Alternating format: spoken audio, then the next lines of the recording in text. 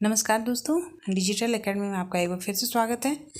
आज का टॉपिक है पेपर 12 यानी डीएड स्पेशल एजुकेशन आईडीडी का पेपर 12 जो कि हमारा है management of group with high support need, जिसका unit 2 assessment of high support need यानी हाई सपोर्ट नीड वाले बच्चे का असेसमेंट किस प्रकार से किया जाता है उसके बारे में जानेंगे। उसके कितने प्रकार होते हैं, कैसे करते हैं, इसके बारे में जानेंगे। यूनिट 1 आपका जो है वो आपका अपलोड कर दिया गया है प्लेलिस्ट में, आप इसे चेक कर सकते हैं। तो आइए वीडियो को स्टार्ट करते हैं और जानते हैं assessment of high support need क्या है, जिसमें यूनिट 2 का 2.1 फॉर्मल एंड इनफॉर्मल असेसमेंट, जिसमें हम देखेंगे medical, therapeutic and psychological assessment किस प्रकार से किया जाता है। तो चलिए देखते हैं फॉर्मल असेसमेंट क्या है। फॉर्मल असेसमेंट यानी औपचारिक मूल्यांकन। Formal assessment structure and standardise होते हैं। ये विशेष क्षमताओं और चुनौतियों चिकित्सा को मापने के लिए वैलिडेट टूल्स होते हैं का उपयोग करते हैं और ऑब्जेक्टिव और एक आपको स्टैंडर्डाइज डाटा प्रदान करते हैं। यानी फॉर्मल असेसमेंट स्टैंडर्डाइज टूल है जिसमें ये आपको एक डाटा मिलता है। तो मेडिकल इसके अंतर्गत, फॉर्मल असेसमेंट के अंतर्गत मेडिकल असेसमेंट कैसे किया जाता है, चिकित्सा मूल्यांकन कैसे किया जाता है उसके बारे में जानेंगे। तो इसमें क्या है, इसमें किस चीज़ पे व्यक्ति पे फोकस किया जाता है, व्यक्ति के शारीरिक स्वास्थ्य का आकलन करना। यानी मेडिकल असेसमेंट में किस चीज़ पे फोकस किया जाता है, व्यक्ति के शारीरिक स्वास्थ्य का आकलन करना कि व्यक्ति का स्थिति क्या है, उसके शारीरिक में क्या प्रॉब्लम है और उसके उस विषय में ये जांच करता है। एंड इसका पर्पस क्या है, स्वास्थ्य स्थिति का मूल्यांकन, चिकित्सा स्थितियों का पता लगाना और उपचार के निर्णयों में सहायता करना। जिसमें इसका एग्जाम्पल हो सकता है क्या क्या, general health examination. General health examination के अंतर्गत रक्त परीक्षण, एमआरआई, सीटी स्कैन, शारीरिक परीक्षण इत्यादि।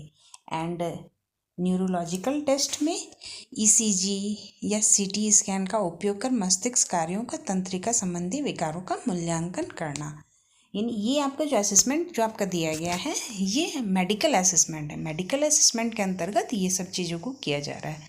And vision and hearing assessment के अंतर्गत दृष्टि और श्रवण बाधाओं का पता लगाना। ये तो फर्स्ट था आपका। And second therapeutic assessment.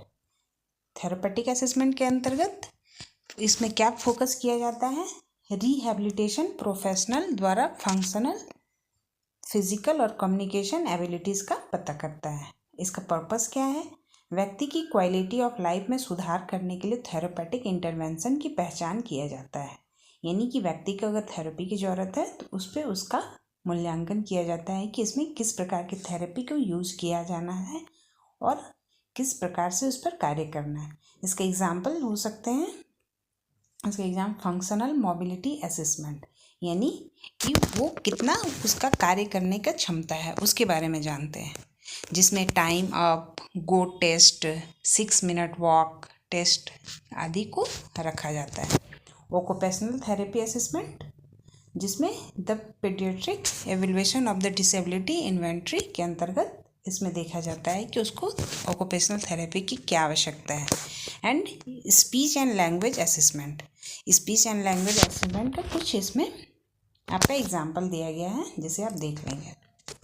And next psychological assessment यानी मनोवैज्ञानिक मूल्यांकन क्या है, जिसमें किस चीज़ पर फोकस किया जाता है, फोकस आपका cognitive, emotional and behavioural functioning को समझना।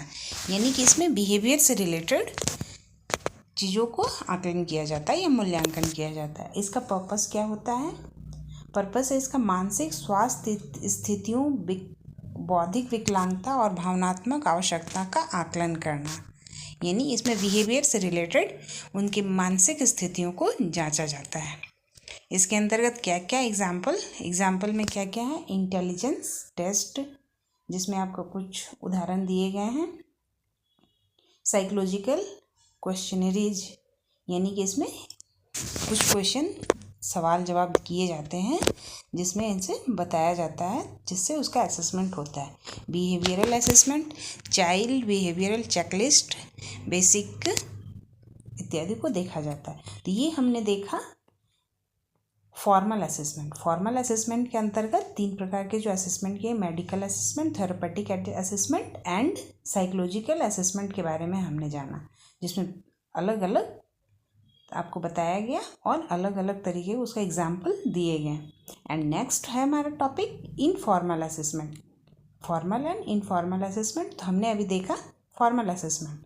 एंड नेक्स्ट इनफॉर्मल असेसमेंट यानी अनौपचारिक मूल्यांकन क्या है। तो अनौपचारिक मूल्यांकन क्या है? इनफॉर्मल असेसमेंट फ्लेक्सिबल और नॉन स्टैंडर्डाइज होते हैं, यानी ये फ्लेक्सिबल होते हैं, इसका कोई स्टैंडर्डाइज नहीं होता है। ये इसमें मतलब कि एक क्वांटिटिव इसमें बताया नहीं जाता है, ये आपका आकलन मतलब ऑब्जर्वेशन के थ्रू इस पर हम असेसमेंट करते हैं। इनफॉर्मल असेसमेंट नॉन स्टैंडर्डाइज होते हैं, ये direct observation, interaction and care giver या परिवार के सदस्यों के फीडबैक के आधार पर किए जाते हैं। यह असेसमेंट व्यक्ति के दैनिक कार्यों, भावनात्मक स्थितियों और व्यवहार को समझने में सहायक होते हैं। इसके अंतर्गत भी देखेंगे हम मेडिकल इनफॉर्मल असेसमेंट, जैसा कि हमने फॉर्मल असेसमेंट में देखा। मेडिकल इनफॉर्मल असेसमेंट क्या है? चिकित्सा औपचारिक मूल्यांकन, जिसमें किसको फोकस किया जाता है?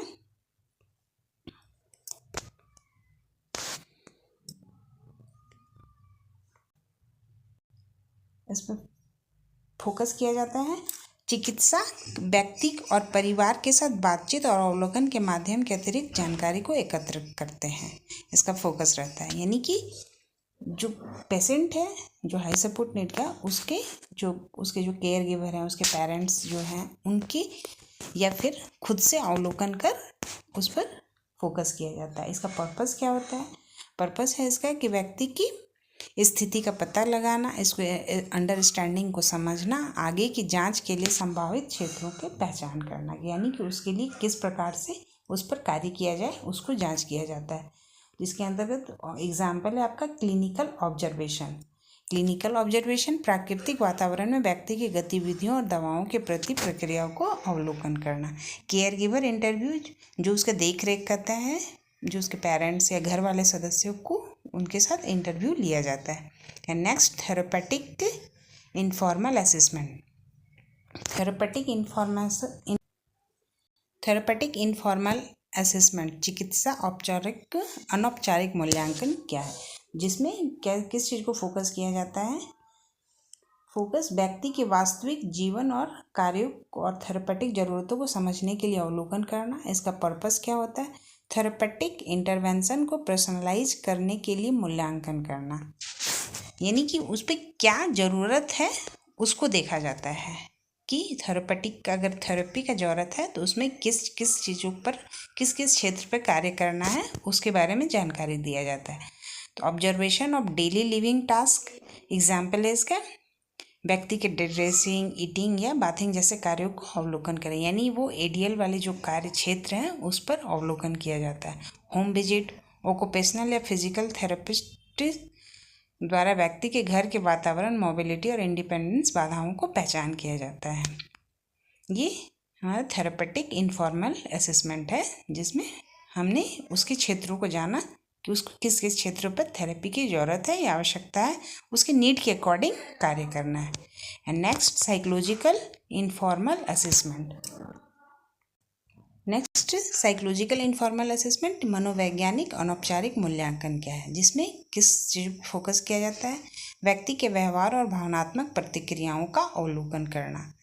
इसमें इसका पर्पस क्या है? व्यक्ति की भावनात्मक स्थिति, सामाजिक प्रक्रियाओं, कॉपिंग स्ट्रेटेजी को क्वालिटेटिव रूप में समझना। एग्जाम्पल इसका बिहेवियरल ऑब्जर्वेशन, व्यक्ति के घर या सामाजिक गतिविधियों में ऑब्जर्व करना। फैमिली और केयर गिवर का रिपोर्ट, उसको जो देख रेख जो करते हैं उनकी रिपोर्ट के अनुसार उनके जो भावनात्मक क्रियात्मक क्षेत्र हैं उस पर ऑब्जर्वेशन किया जाता है। इनफॉर्मल कन्वर्सेशन यानी ओपन इंडेड चर्चा के माध्यम से मानसिक स्वास्थ्य और भावनात्मक चिंताओं का मूल्यांकन किया जाता है। ये आपका फॉर्मल एंड इनफॉर्मल असेसमेंट था, जिसमें medical, therapeutic and psychological assessment किस किस प्रकार से किया जाता है उसको हमने जाना। And next informal integrating formal and informal assessment, औपचारिक अनौपचारिक मूल्यांकनों का समन्वय।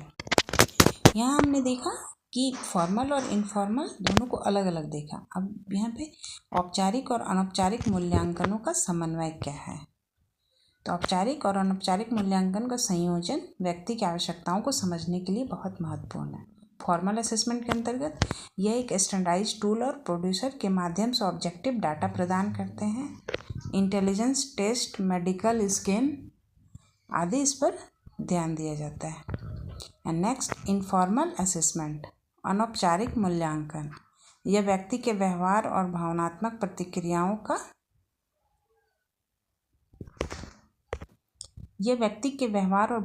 प्रतिक्रियाओं का कॉन्टेक्सचुअल अंडरस्टैंडिंग प्रदान करता है, जिसमें ऑब्जर्वेशन, केयर गिवर, डिस्कशन किया जाता है। इसका बेनिफिट क्या है? हॉलिस्टिक असेसमेंट, यानी ये सभी क्षेत्रों पर समग्र मूल्यांकन करता है। फॉर्मल एंड इनफॉर्मल असेसमेंट का समन्वय व्यक्ति की चिकित्सक और मनोवैज्ञानिक आवश्यकताओं को हॉलिस्टिक रूप से समझने में सहायक होते हैं। एंड कोलैबोरेटिव अप्रोच, सहयोगात्मक दृष्टिकोण, जिसके अंतर्गत केयर गिवर परिवार के सदस्यों, मल्टी डिसिप्लिनरी टीम की भागीदारी, सपोर्ट प्लान और पर्सनलाइज के प्रभावी बनाते हैं। रिजल्ट, दोनों अप्रोचों का ऐसा समन्वय, ऐसा इंटरवेंशन प्लान बनता है जो व्यक्ति की विशेष आवश्यकताओं को अनुरूप होते हैं। तो ये थे हमारे ये दोनों के समन्वय के आधार पर कैसे मूल्यांकन किया जाता है। इसके आधार पर इसको हमने इसका बेनिफिट, इसका हॉलिस्टिक असेसमेंट, कोलैबोरेटिव असेसमेंट के बारे में जाना, मतलब कि इसमें क्या इसका बेनिफिट है अगर हम दोनों असेसमेंट एक साथ करें तो। आई होप ये वीडियो अच्छा लगा हो, और इसी तरह आप नेक्स्ट वीडियो के लिए, इसका 2.2 के लिए आप हमारे चैनल पर बने रहें। आपको नेक्स्ट वीडियो मिलेगा। तब तक के लिए धन्यवाद।